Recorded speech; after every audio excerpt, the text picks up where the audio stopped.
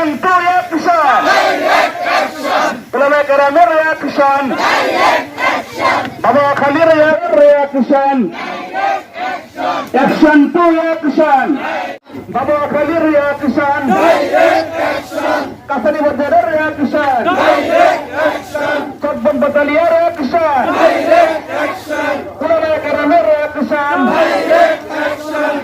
রামগিরির দুই গেলে বিশ্ব নবীর অপমান তুলে নিব আমরা, তুলে নিব আমরা।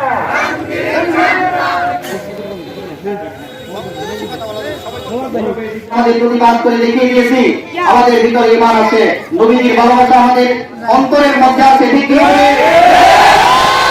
বিশ্বের ইতিহাসে কেন বিশ্বের যে কোনো জায়গায় আমার নবীকে যদি কটূক্তি করা হয়, নবীকে যদি গালি দেওয়া হয়, বিশ্বের কোন মুসলমান যার ভিতরে এক ফোঁটা রক্ত আছে সে কখনো সহ্য করতে পারবে না।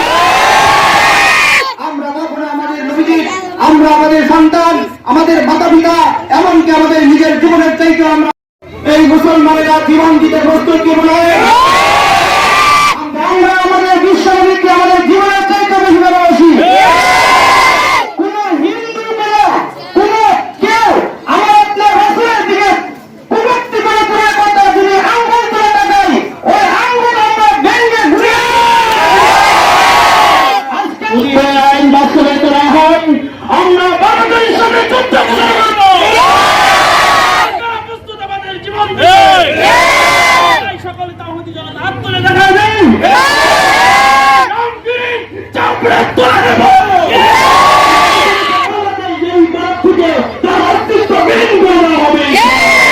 সম্মানিত তাওহীদি জনতা, আমরা বিশ্বনবী সাল্লাল্লাহু আলাইহি ওয়াসাল্লামের সম্মানে আজকে আমরা একত্রিত হয়েছি।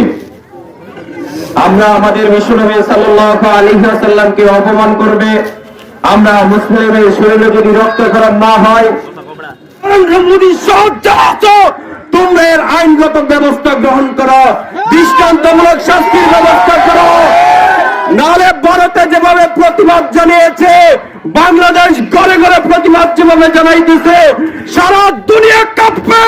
বিশ্বনবীর অপমান সহ্য করতে পারবে না, পারবে না।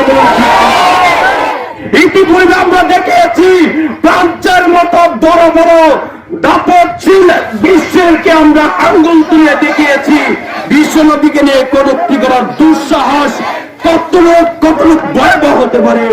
সুতরাং আমরা সারা দুনিয়াতে একটাই কথা চলবে, আমাদের নবীর অপমান আমরা মেনে নিতে পারি না, বলুন ঠিক কিনা? আমরা আমাদের রসুলকে আমাদের অন্তর থেকে আরো বেশি ভালোবাসি, ঠিক কিনা? কোনো আঘাত আসে, সে আঘাত আমাদের অন্তর আগে লাগে, কারণ আমরা রসুলকে আমাদের অন্তর থেকে আরো বেশি ভালোবাসি। আজকে বলতেছে, হে ভক্তকে শুনে রাখো, তোমরা অন্তর খুলে শোনো যে আমরা আমাদের রসুলকে আমাদের অন্তর থেকে বেশি মহব্বত করি, কিন্তু রসুলকে নিয়ে কোনো কটূক্তিমূলক কথা বলা হয় আমরাও সেটা প্রতিবাদ করে যাবো, যতক্ষণ না সেই কটূক্তিকারের শাস্তি মৃত্যুদণ্ড না দেওয়া হবে। বলে আমি আমার সন্তোষকে শেষ করছি। আসসালামু আলাইকুম ওয়া রাহমাতুল্লাহি ওয়া বারাকাতুহু।